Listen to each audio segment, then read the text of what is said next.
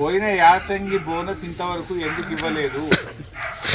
వెంటనే 1150 కోట్ల రూపాయల యాసంగి బోనస్ సన్న రకం వడ్లకు చెల్లింపులు జరపాలని ఈ ప్రభుత్వాన్ని మేము టీఆర్ఎస్ పార్టీ పక్షాన్ని డిమాండ్ చేస్తూ ఉన్నాం.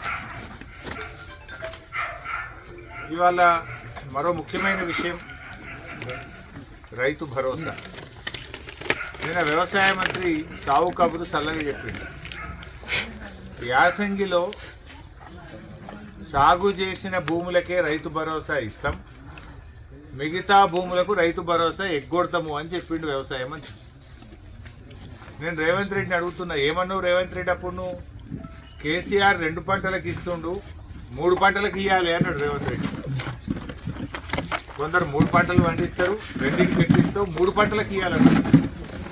మరి ఇప్పుడు ఏమంటుండ్రు రేవంత్ రెడ్డి? 1 పంటకి ఇస్తున్నట్టుగా 65 లక్షల ఎకరాలు 1 పంటనే పడుతుంది. మన నారాయణ ఖేడ్ ఉంది, పత్తి ఉంటుంది. పత్తి 1 పంటనా 2 పంటలు వస్తుందా?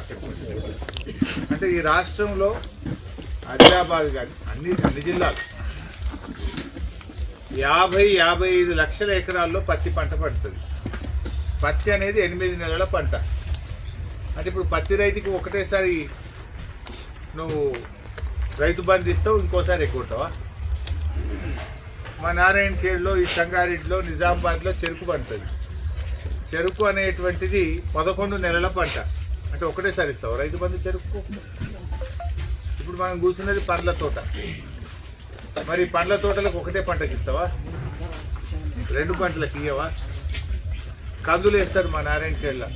ఈ రాష్ట్రంలో దాదాపు ఆగైతే కంది అనేటువంటిది 8 నెలల పంట. మరి కంది రైతులకు ఒకటేసారి ఇస్తావా రైతు బంధుగా? కందులు కానీ, మిరప కానీ, చెరుకు కానీ, పత్తి కానీ, ఆయిల్ పామ్ కానీ, పసుపు కానీ, పండ్ల తోటలు కానీ, ఇవన్నీ ఒకే పంట కదా. ఇవన్నీ కలిపితే 70 లక్షల ఎకరాలు ఉంటుంది. మరి ఇప్పుడు 70 లక్షల ఎకరాలకు నువ్వు ఎగబెట్టుడేనా ఇక రేవంత్ రెడ్డి? అప్పుడు 3 పంటలకు ఇవ్వంటివి, ఇప్పుడు 1 పంటకి ఇవ్వబట్టివి. దీనికి ఈ పంచాయతీ ఎన్నికల్లో రేవంత్ రెడ్డే సమాధానం చెప్పాలి. ఈ రాష్ట్ర ప్రజల్ని కూడా కోరుతా ఉన్నా, జల్దీ ఎలక్షన్ పెట్టుకొని యాసంగిలో సగం మందికి రైతు బంధు ఎగ్గొట్టే కుట్ర చేస్తున్నాడు రేవంత్ రెడ్డి.